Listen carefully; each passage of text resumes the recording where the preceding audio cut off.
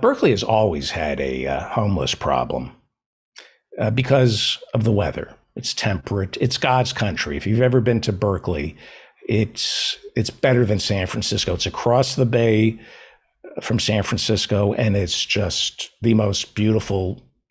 It's God's green earth. It's the sun is always shining.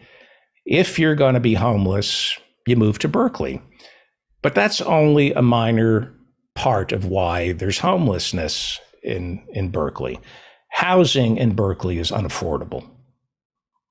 Always has been, but now it's beyond reach. And people will say it's complicated. Well, let's talk about how complicated the homeless problem is in Berkeley. It's not complicated.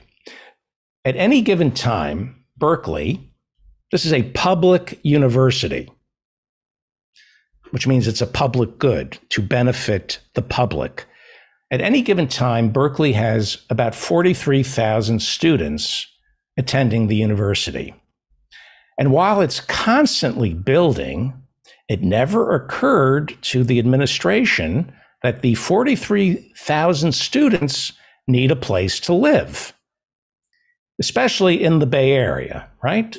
Berkeley is in the Bay Area, one of the most expensive housing markets in the entire world.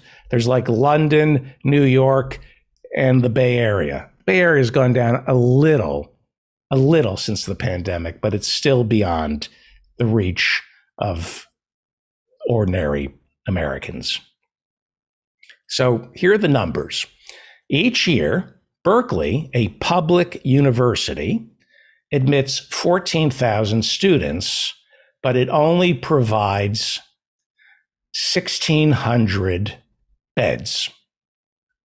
Got it? 14,000 new students each year. I'm going to smash something. I'm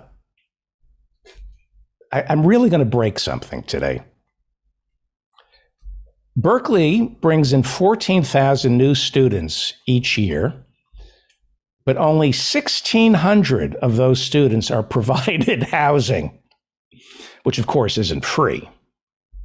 All the building that goes on over at Berkeley, Berkeley is in a state of perpetual construction. It's like going to Las Vegas.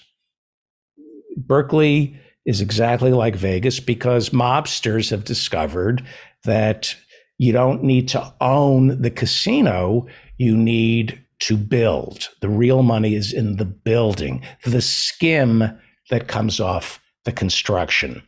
So they're always building at Berkeley, but no housing for the students. How is such a thing possible? How do you admit 14,000 new students? Is it 14,000 or 16,000? Yeah, 14,000. How do you admit 14,000 students each year and never take into consideration a roof over their heads? 14,000 new students and only 1,600 beds. And we wonder why there's a housing crisis in Berkeley. God damn them. Just fuck them. Really. Just, wow. Rosemary Ray is the Vice Chancellor of Finance. She's the CFO, the Chief Financial Officer of Berkeley. Now, supposedly she retired, but I think she's still there because of COVID. I don't think they've been able to find a replacement. Rosemary Ray, Vice Chancellor of Finance. She's in charge of the money at Berkeley. Her previous experience, she's, a CPA. She comes from the world of finance. She worked for a satellite company, a military satellite company named Loral, which provides satellites for the military and other corporations. Loral this is where she made her bones. Loral got caught providing rocket launch technology to the Chinese. It's against the law to give rocket launch technology to the Chinese, but I guess Loral wanted to be a world-class institution that provided world-class rocket launch technology to any government that was willing to pay for it. And Loral ended up being fined by our government. Loral violated the Arms Export Control Act, and they had to pay the largest fine ever issued using the Arms Export Control Act. Loral, where the CFO of Berkeley, Chief Financial Officer of Berkeley, Rosemary Ray, comes from. Loral is part of the military-industrial complex. I'm not saying Rosemary Ray only comes from the military-industrial complex, but part of her background is there. And Loral has a long history of going in and out of bankruptcy. Chapter 11, Chapter 11, Chapter 11. So who better to be the chief financial officer of a public university than someone who has a background in misspending money for the military-industrial complex? How stupid do you have to be?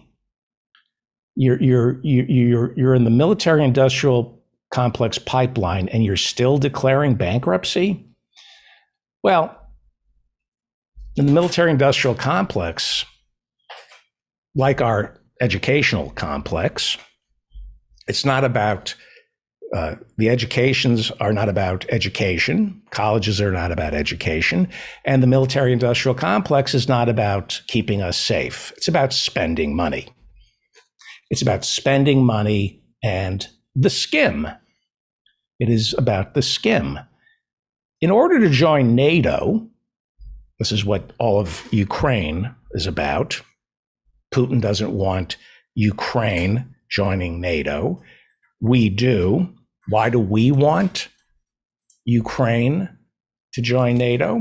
Because in order to join NATO, you are required to spend 2% of your entire economy on weapons. Your GDP, 2% of your GDP has to be spent on weapons. That's, I know, I'm not making that up. Please Google that. I checked it 3 times.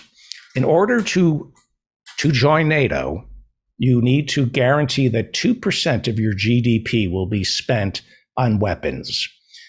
That's the neoliberal orthodoxy for you. The rest of us are told you cannot solve problems by blindly throwing money at those problems. But when it comes to your nation's defense, spend away. That's the myth of Reagan. Reagan was the first one to say you can't solve a nation's problems by throwing money at them. But we're told he defeated the evil empire, the Soviet Union, by outspending Gorbachev on the Star Wars defense initiative, even though it never worked.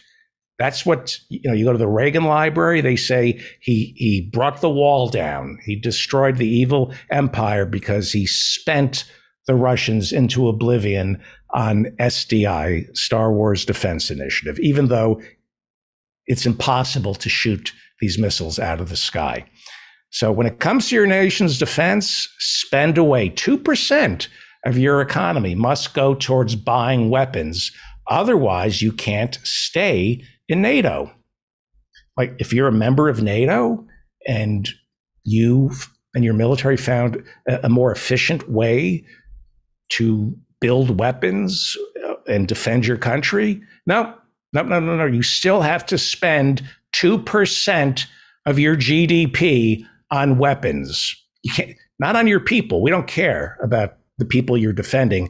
We care about defending Lockheed Martin, Raytheon, and Boeing. Look it up. NATO, 2% of a nation's GDP, the entire economy, 2%. The military-industrial complex skims 2% off the top of NATO countries. That's why we want Ukraine to join NATO. We want Ukraine buying weapons from us and not Russia or China. That's the entire purpose of our defense industry. Not to keep us safe, money.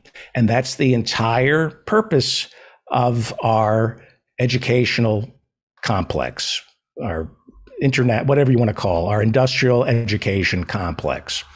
Money, money, money, not education, money, money, money. It costs $3 billion a year to keep Berkeley going.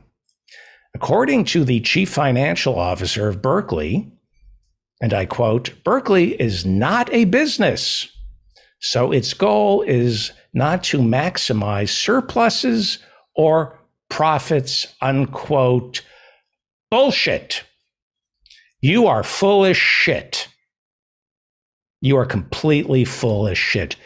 All you care about is profits and skimming those profits off the top and handing them to your cronies.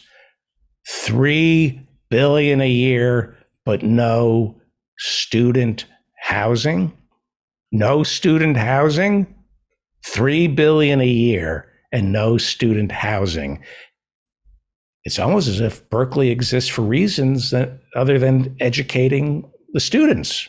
I always thought, public university, you go there for an education and then you need a place to live. No place to live if you go to Berkeley. $3 billion a year to run Berkeley. But it never occurred to these rocket scientists, and I do mean rocket scientists, or at least former financial officers who worked for rocket scientists. It never occurred to this charlatan that when you admit 14,000 students to a university each year, and you only give out 1,600 beds, that means 12,400 students each year will be coming to Berkeley needing a place to live. I'm not good with math. 1,400 students admitted each year, but Berkeley only has 1,600 beds, which means 12,400 students each year come to Berkeley without a place to live. How do you not break things? How do you not break things? Don't break anything. Don't break anything. So you have each year 12,400 students looking for off-campus housing. Not only that, they stay. I mean, Berkeley is God's country, so you find a place to live. Even when you graduate, you're going to stay in your apartment because it's right next door to Oakland, San Francisco, Marin, right down the turnpike or whatever you call it. Is it 580? 580 takes you down to San Jose. Apple is there, Silicon Valley. You find housing in and around Berkeley. After you graduate, you're staying there because it's a great place to live. And if you're going to live there because you find a place. It's so extravagantly expensive to live in the Bay Area. You find a place, you're staying there. Who are you attracting then to Berkeley? This is a public university. Are you attracting world-class students? Or are you attracting the idiot kids of parents who can afford to send them to Berkeley? I think it's the latter. All the money spent each year, $3 billion, and never occurred to anybody that the students would need housing. The entire purpose of a university is to take care of the students. No housing. Because housing, that's the baseline of Maslow's hierarchy of needs. And Berkeley is run by people who take that baseline for granted. Nobody has to worry about housing. Why would Berkeley, why should Berkeley concern ourselves with something as prosaic as housing for its students? We're at the top of the pyramid. We're teaching self-esteem, the transcendental needs of our soul, self-actualization. Why should we be bothered at Berkeley to worry about something so mundane as housing? Why would we, with our hyper-credentialed brains, why would we worry about 12,600 kids who don't have a place to live? Is that a problem? This is America. Housing is a given. Why should we worry about that? Let them figure it out. And this works perfectly as long as you're not a student. It works perfectly for the administrators, the tenured professors, or anyone who owns property in Berkeley. Homes that should be worth nothing are suddenly worth $1 million. I'll keep going over this because this is the truth. Shortage of housing means what? Shortage of supply, which means demand, increased demand, which explains why housing prices have skyrocketed. But they will tell you it's complicated. The chief financial officer of Berkeley will say housing is complicated. God damn it. How is it possible? How is it possible that Berkeley only provides 1,600 beds a year? Berkeley spends $3 billion a year, but no money goes towards building housing for the 12,400 students who come to Berkeley each year with no place to live. Wow. That's just great for the real estate market. If you own, Jesus Christ, how could prices not go up? You're pulling people from all over California to come to Berkeley, but you're not building any place for them to live. How could rents not be exorbitant? There are reports of students sleeping in their cars, or springing from motel rooms when they need a shower. But the neighbors are complaining. The neighbors are complaining. Not the renters, the homeowners are complaining in Berkeley. There are so many dishonest actors when it comes to America's housing crisis and homelessness. So much dishonesty. Berkeley, the university, claims it wants to build more housing for the students, but they can't because they are blocked by local community groups. Or they can't because more student housing will destroy. This is what they say. They say housing students will destroy the neighborhood of Berkeley. Wow. Because students bring noise, congestion, pollution, and ugly architecture. So we love having a world-class public university. We have a little problem. It's the students. The students, you start bringing the students into a college town and property values go down. That's what the university claims, and that's what the local community groups are saying, because the local community groups represent the people who own property in Berkeley, and they don't want student housing. They don't want students living in their college town. The homeowners don't. If you own a home or an apartment building in Berkeley, you don't want the university spending money on dormitories. You will, and they do, demand that Berkeley not build more student housing.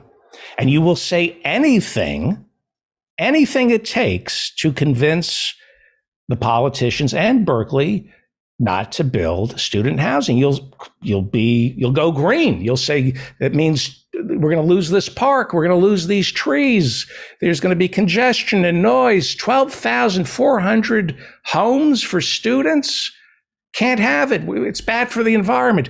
If these 12,400 students drive onto the campus and need parking, that's okay for the environment. That's not creating congestion.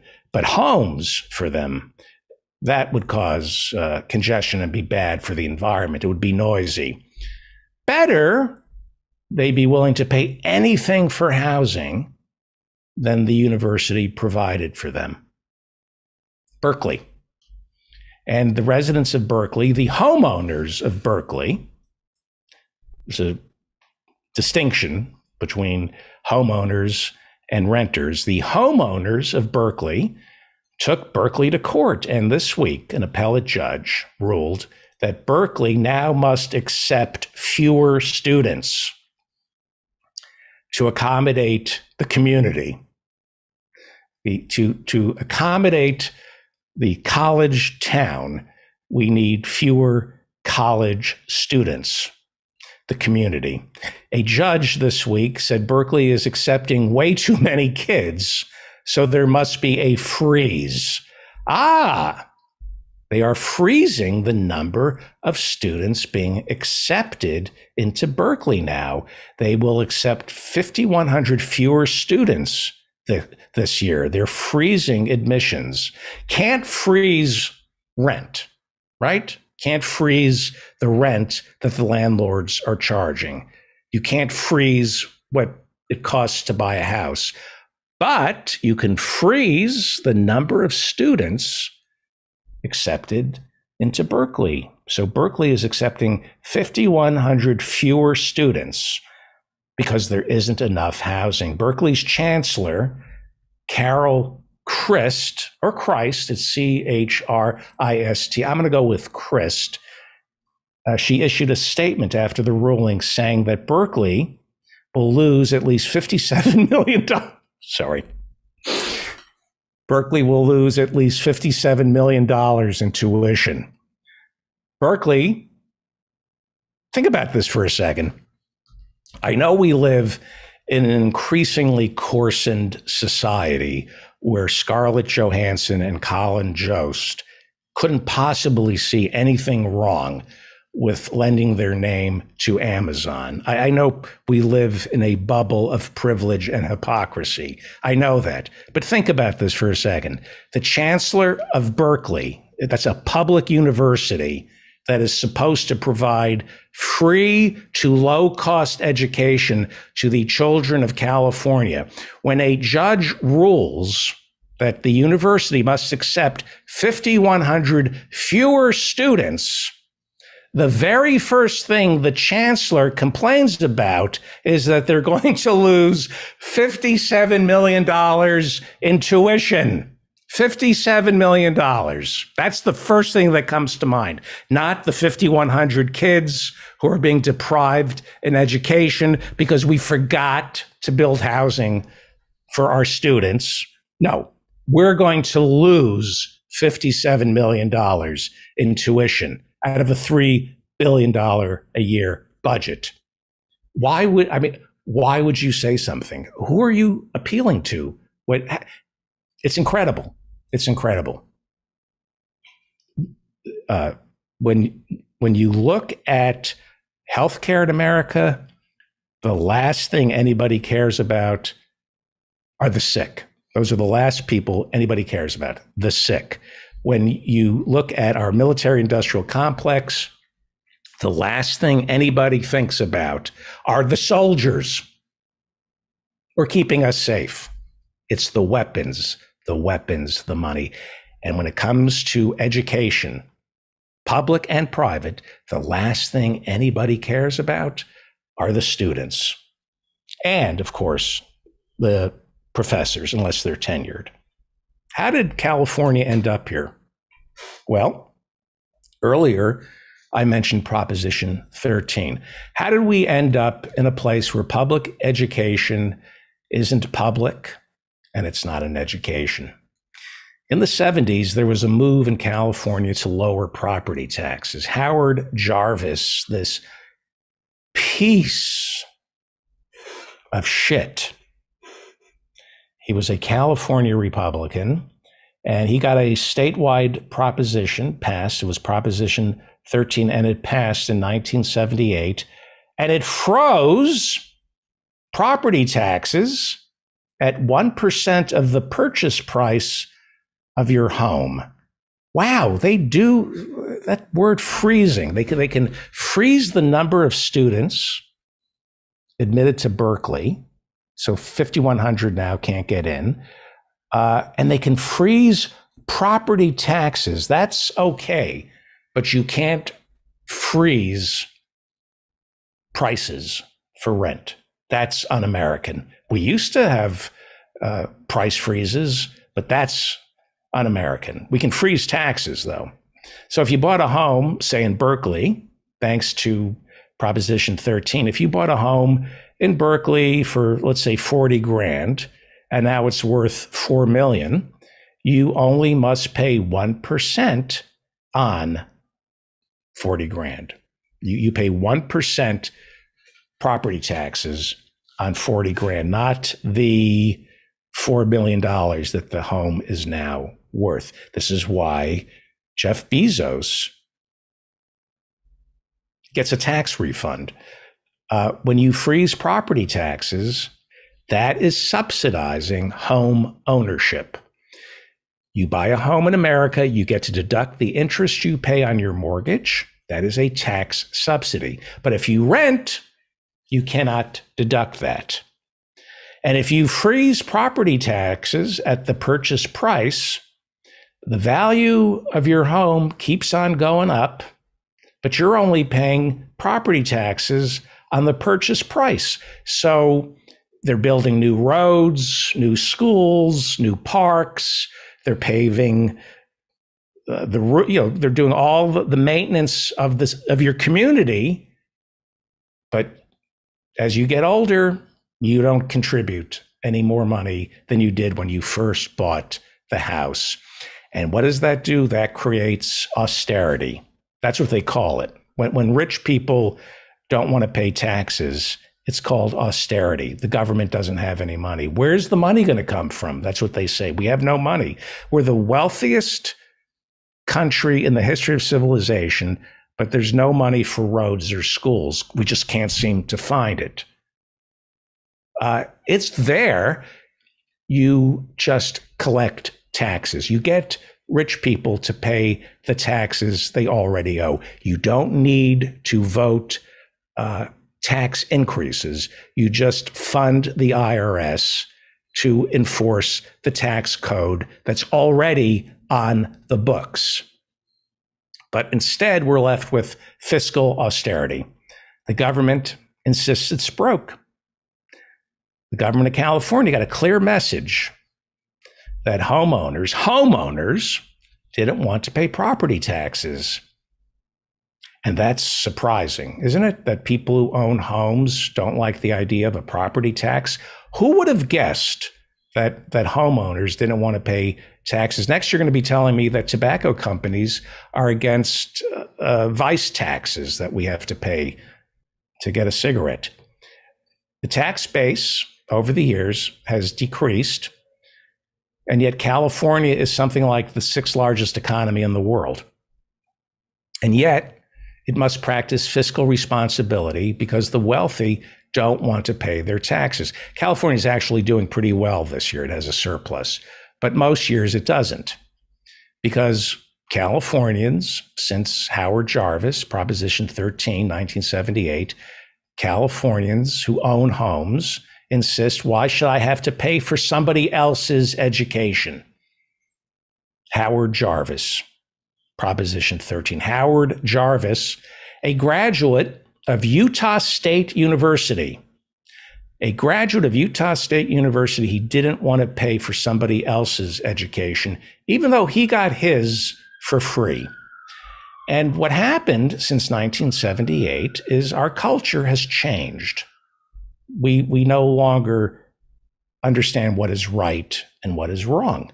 That's why Scarlett Johansson and Colin Jost will do commercials for Amazon, because the culture has changed. There are no societal repercussions to people who are at the top of our pop culture endorsing Satan. And it starts in how we changed our schools. That's how you change the culture. Public universities, there was no tax base. So California's public universities, they were forced to raise tuition. And students were turned into customers. Public universities, no tax base anymore. They needed private-public partnerships to pay the bills. So Berkeley turns to the oligarchs who don't want to pay their taxes. Berkeley turns to the oligarchs to fund the departments at Berkeley, the buildings, the libraries, new fields of study, all part of a public-private partnership. The government money is no longer there, so you have to partner with the oligarchs. And when you partner with corporate America, when you partner with the oligarchs, it comes with a price. Because a billionaire doesn't want his name slapped on a building unless that building is on the campus of a world-class institution. And a world-class institution must have world-class superstar professors, and a world-class institution has a world-class football stadium and world-class research centers, places for students who attend that world-class institution to sleep. Yeah. What we need is to turn Berkeley into a magnet so students from every rich country on this planet will be willing to pay full freight for an education at this highly esteemed public institution that was established to provide higher education to anybody who needs it in California. And yes, we'll give a discount to in-state students, but out-of-state students, out-of-country students, well, we can charge them almost as much as an elite private school charges, and that's where the real money is. We need to nurture the children of oligarchs to come here to Berkeley. And that's what private money does to a public institution like Berkeley. You attract more and more six-figure administrators who do nothing. They do absolutely nothing. They oversee their seven-figure star professors who turn over the important work like teaching to underpaid graduate students. So there's, the teaching of the students at a university like Berkeley, least important thing a professor, administrator, chancellor, chief financial officer, or football coach worries about. The students come last. We see that they have 14,000 students each year and 1,600 beds. The students come last. It's the role now of a public university to boast big names that are not there to teach. They're there to write, to publish, so they can attract more donors. And so the public university, Berkeley, stops serving the public and serves the ruling class. Wouldn't happen if we just got people to pay their fair share of taxes. See, tax dollars are sacred. It's the people's money, and it's transparent, and it gets wasted, but it's criminal. It's criminal when it gets wasted. You cannot waste tax dollar money, but when you take corporate money, waste away, and waste away they do. So long as you're wasting that money on any enterprise for the university that benefits your corporate cronies. Free room and board for a low-income graduate student, that's a waste of money at Berkeley. But spending hundreds of thousands of dollars on a gala to celebrate breaking ground on the new Department of Communications state-of-the-art library that will house the complete works of Full House creator Jeff Franklin, well, that's money well spent. We have an entire library to house the complete canon of Full House creator Jeff Franklin. $3 billion a year to keep Berkeley going, but no housing for the students. That is the cost of a private-public partnership, because a private-public partnership is dirty money. When you rely on oligarchs to fund your public university instead of dollars from the public, the price you pay is your soul. The price you pay is your soul. Berkeley used to be synonymous with leftist radical thought. And one would think that Berkeley's law school would turn out a fresh batch of Earl Warrens year after year. You know, Earl Warren, Republican, graduated from Berkeley Law. And he used to be UC Berkeley Law School's most famous graduate. The Warren Court pretty much rewrote our Constitution, the Warren Court. And Earl Warren was a graduate of Berkeley Law, and he was the most famous graduate of Berkeley Law. You know who the most famous name associated with UC Berkeley Law is now? It is the Emanuel Heller Professor of Law, John Yoo. John Yoo, Professor John Yoo, who wrote the infamous torture memos for the Bush administration. While serving in the Bush administration's Office of Legal Counsel, Berkeley professor John Yoo wrote that the Geneva Conventions don't apply to the United States when it comes to waterboarding enemy combatants over in Gitmo.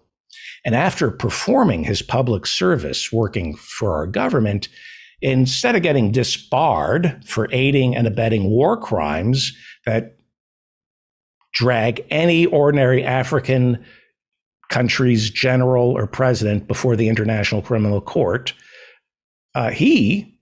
John Yoo, was offered a teaching position at Berkeley Law School, because Berkeley Law is no longer about upholding the law. It's about teaching future barristers how to evade it, how to go work for a corporate firm and make sure corporations don't have to pay taxes or obey OSHA or EPA regulations. Berkeley Law, like every other law school in America, teaches lawyers that the law is an obstacle to overcome. That's what a private-public partnership at a university costs. If you had a law school funded entirely by tax dollars, it would produce lawyers who would be dedicated to the law and only the law, because the law is written, or at least it's supposed to be written, by the government to provide for the greater good of the community. A public university is for the community. An elite private college is for me, but a public university is for the community. You pay hundreds of thousands of dollars to go to an elite college because you want a return on your investment from me. That's why a public university is supposed to be sacred. A community college is a pejorative in America. We think going to a community college isn't as good as going to Harvard, because what good is a college that's just for the community? Well, when you go to a community college, you see the value of community. But the richest 1%, they don't want that. They don't want millions of students being trained to think about the community. The last thing the ruling class wants is millions and millions of Americans getting perfectly fine educations at public schools, because then millions and millions of Americans will be loyal to the public funding of education. And that would mean more taxes. And the ruling class doesn't want to pay taxes because they want to keep their money and they want governments going broke. They want to break the government through austerity, because once the government is broke and broken, it can't provide. And that's where the corporate elite steps in. It's all part of their plan to privatize public goods. And Berkeley is being privatized. Private corporations provide the accounting, the endowment gets invested by private investment firms, the construction companies build everything on campus, except, of course, housing for the students, the parking, the janitorial services, the entire public university. Its day-to-day operations are turned over to corporate cronies. And with that comes a cultural shift. It trains students to believe that a public university is there to serve corporate America and not the public. It's there to serve the corporate elite. And as the decades go on, these so-called public university produce millions of college graduates who lack the imagination here in America to suggest that we should nationalize healthcare in this country. That's what a private, corporate, public partnership trains our students to think. They are convinced that the government can't do anything right because they are taught by corporate compliant professors whose salaries are paid by corporations.